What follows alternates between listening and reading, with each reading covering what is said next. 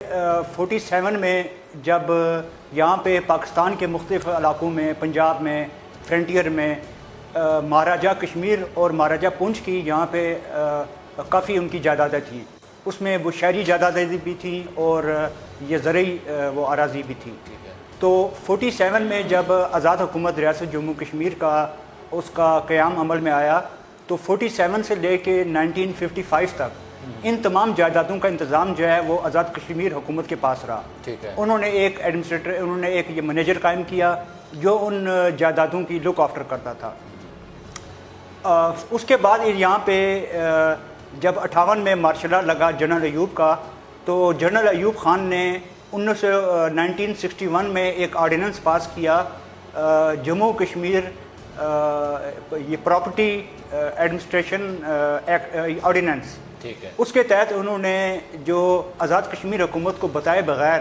از خود یک طرفہ طور پہ وہ قانون سازی کرتے ہوئے آرڈیننس بلکہ کہیں گے کہ مارشل لا کے ایک کالے قانون کے تحت یک طرفہ طور پہ آزاد کشمیر حکومت کو ان کی اتھارٹی کو نظر انداز کرتے ہوئے تمام جائیدادیں جو ہے کشمیر اسٹیٹ پراپرٹی پاکستان میں اس کو اپنے قبضے میں لے لیا. انہوں نے وہاں پہ ایک ایڈمنسٹریٹر آفس قائم کیا لاہور میں، جس کا چمبا ہاؤس میں دفتر بھی ہے آج بھی. انہوں نے وہاں پہ اس جائیداد کو 61 میں یہ آرڈیننس قائم ہوتا ہے، 61، 62، 63، 64 اور 65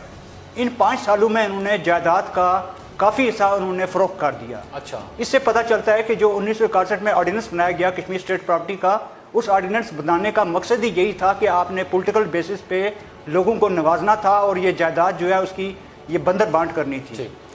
اور جب ہم دیکھیں، آج ہم دیکھیں صورتحال اس میں کہ اس میں جو کل تھی کشمیر اسٹیٹ پراپرٹی جو وہ شہری زمین جو تھی، یہ سوال میں کر رہا تھا کہ ہماری ہے کتنی زمین، کتنی ہے کل؟ یہ جو وہ شہری زمین جو تھی وہ 1048 کنال تھی، جس میں سے 468 کنال فروخت کر دی گئی مختلف اوقات میں، اور اب جو ہے 580 کنال جو ہے وہ باقی بچی ہے. اسی طرح کشمیر اسٹیٹ پراپرٹی کی کل زرعی آبادی جو تھی وہ 2426 ایکڑ تھی، جس میں سے 462 ایکڑ فروخت کر دی گئی اور اب 1974 ایکڑ باقی بچی ہے. اور میں گجرانوالہ میں، سیالکوٹ سائڈ پہ، فرنٹیئر میں جو تھی وہ تمام کی تمام انہوں نے سیل آؤٹ کر دی ہوئی ہے. اب وہاں پہ کوئی اس کا وجود باقی نہیں ہے. خیبر پختونخوا میں تو، اور مردان میں میرا خیال تھی. تو باقی اس طرح راولپنڈی میں مختلف ہے، یہاں پہ کئی تجارتی علاقوں میں ہیں دوسرے. اس کی پوری ہماری جو رپورٹ ہم نے دی تھی اس میں پوری اس میں تفصیل موجود ہے کہ کس نمبر کے تحت وہ سیل کی گئی، کس تاریخ. اب اس میں یہ ہوا اس میں کہ 23 اگست کو 2021 کو یہ قومی اسمبلی کی قائمہ کمیٹی نے اس میں جو 1961 کا آرڈیننس تھا Kashmir state property administration act, administration ordinance, اس میں تبدیلی کرتے ہوئے انہوں نے جو تبدیلی وزیر امور کشمیر اور یہ فیڈرل کیبنٹ کی طرف سے ان کے پاس آئی تھی، انہوں نے قائمہ کمیٹی نے اس میں اس کی منظوری دے دی اسی ترامیم کی. اور اس ترمیم میں جو سب سے بڑا جو پوائنٹ ہے، بلکہ ایک ہی پوائنٹ ہے یہ کہ اس کو جو پہلے اس کا انتظام تھا وہ اس کی نگران تھی حکومت پاکستان. حکومت پاکستان کا نگران ہونے کا مطلب ہے کہ اس کے متعلق جو بھی کوئی فیصلہ ہوگا وہ آپ کی کیبنٹ میں فیصلہ ہوگا. انہوں نے کر دیا اب کہ اس کا جو انتظام و انصرام ہے سارا، وہ اب آ گیا، اس کی جو اتھارٹی بن گئی ہے وہ بن گئی ہے وزیر امور کشمیر. وزیر امور کشمیر جو ہے وہ اب اس کا اس ترمیم کے بعد جو اس کا تمام جو اس کے فیصلے کرنے کا اختیار ہے وہ حکومت پاکستان کی وفاقی کابینہ کے بجائے وزیر امور کشمیر کو حاصل ہو گیا ہے. یہ 6 دسمبر 2019 کو یہ ایک ڈائریکٹیو جو ہے principal secretary prime minister Pakistan کے انہوں نے جاری کیا تھا وزیر امور کشمیر کے، جس میں کہا گیا تھا کہ حسب ہدایت وزیر اعظم عمران خان یہ منسٹری آف کشمیر افیئر کو کہا گیا ہے کہ آپ جو ہے ایک حسب ہدایت پرائم منسٹر 1 ہفتے کے اندر کشمیر اسٹیٹ پراپرٹی جو ہے اس کو فروخت کرنے کی جو سمری ہے وہ بنا کے پرائم منسٹر ہاؤس بھیجی جائے. جب ہم آج کی یہ لیجسلیشن دیکھتے ہیں، یہ ترمیم دیکھتے ہیں اور اس کو 2019 کے وہ کیبنٹ کے فیصلے میں پرائم منسٹر کے اقدام کی اس کے وہ ساتھ ملا کے دیکھتے ہیں تو معلوم ہوتا ہے کہ یہ تمام کارروائی جو آج کی جا رہی ہے وہ ہے کشمیر اسٹیٹ پراپرٹی کی جو یہ باقی ماندہ ہے اس کو فروخت کرنے کی. ٹھیک ہے عمر صاحب اس میں بڑی ایک دلچسپ بات جو ہے اس میں وہ یہ ہے کہ پاکستان کے آئین کے آرٹیکل ہے 257 جس میں کشمیریوں سے یہ کہا گیا ہے کہ جب کشمیری پاکستان میں شامل ہونے کا فیصلہ کریں گے ان کو جو شرائط وہ جن شرائط پہ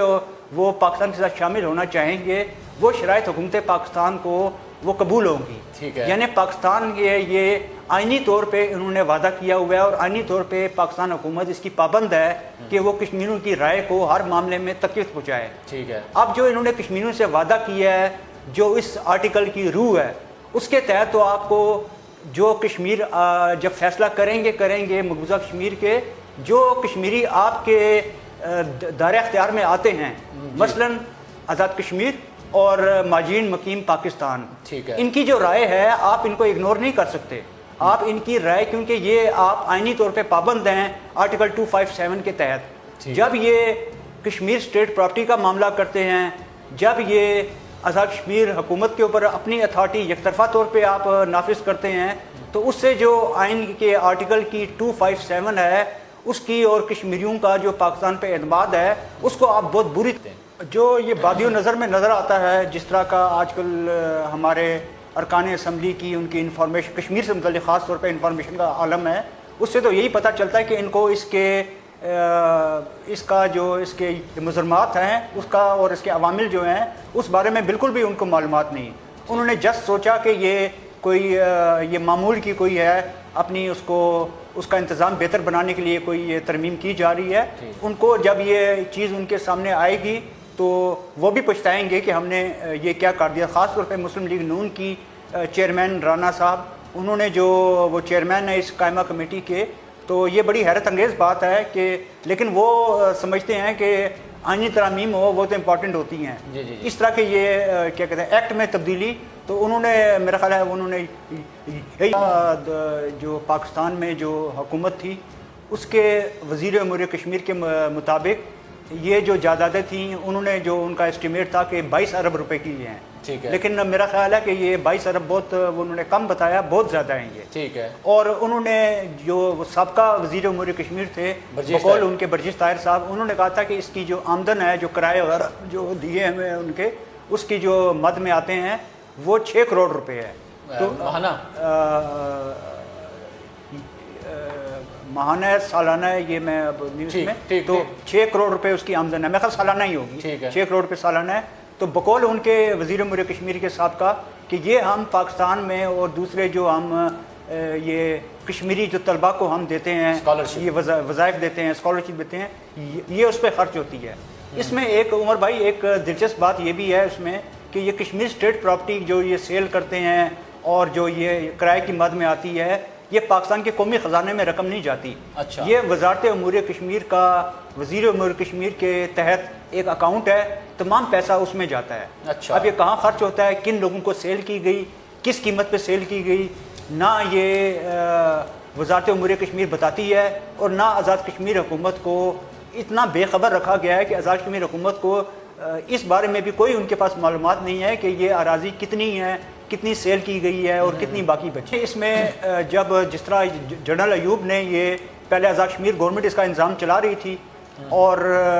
جس طرح ماجرین مقیم پاکستان ہیں ان کی 12 نشستیں ہیں یہاں پہ اور 1974 کے آئین کے مطابق ایکٹ کے تحت آزاد کشمیر کے عبوری آئین کے تحت, تو یہاں پہ پچھلی حکومت نے بھی یہ ڈیمانڈ کی تھی اور اس سے پچھلی حکومتوں نے بھی کہ یہ جو ہے اس کا تمام انتظام و انصرام جو ہے وہ آزاد کشمیر حکومت کے حوالے کیا جائے, کیونکہ وہی اس کو بہتر طریقے اور خاص طور پہ آزاد کشمیر میں جب اب 13ویں ترمیم کے بعد کافی اختیارات آزاد کشمیر حکومت کو حاصل ہو گئے ہیں. اب تو کوئی وجہ نہیں ہے کہ